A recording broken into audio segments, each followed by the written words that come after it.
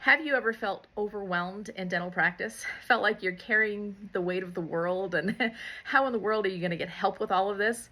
Well, that's exactly how I felt in 2019. I had 4 associates in my practice. The practice was growing, it was booming, but I was dying. I was carrying the entire thing alone, and I knew I just couldn't keep doing that. So I offered a partnership to all 4 of those associates. I didn't have a clue what a partnership was. I wasn't asking them to do anything specific. I was just saying, pay me some money and you get a part of this business. Thank heavens they all said no. So at that point, well, I'd been told it's either a partnership or a DSO sale. So I looked for a DSO to buy the practice, went all the way through the process, got to the very end, and things fell through. Thank heavens.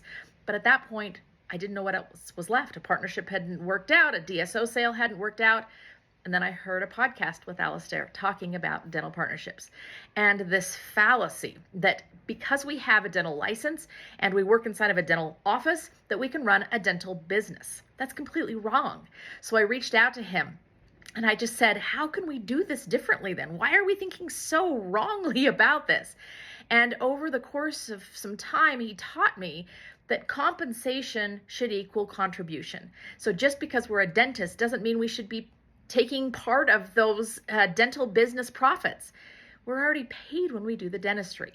So I realized what I needed was a business partner, not someone who could do great dentistry. I already had that. I needed someone who could help me with the business. So I decided, what did I need help with? And I started looking for someone who could provide the help for those things. I found her. She's a dentist, but she also has a business degree. She wanted to own a dental practice. So we worked through the process of partnering, and there were very clear expectations. What would it mean to partner?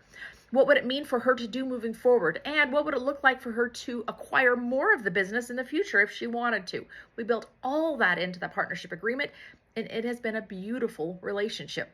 We've been together for nearly 4 years in this partnership, and it is just going amazing because we had clear-cut, defined duties, defined boundaries, defined expectations. Most dental partnerships fail. Well, isn't it that a terrible thing to go into something knowing that it's actually going to fail? There's resentment, there's bitterness, all sorts of things that you don't want. So build this the right way, create the correct structure, and then you will actually have that relief that you're looking for. Alistair is going to teach you these basic principles that will change your mind about what partnership looks like. Pay attention. It's worked for me, and I know it can work for you too.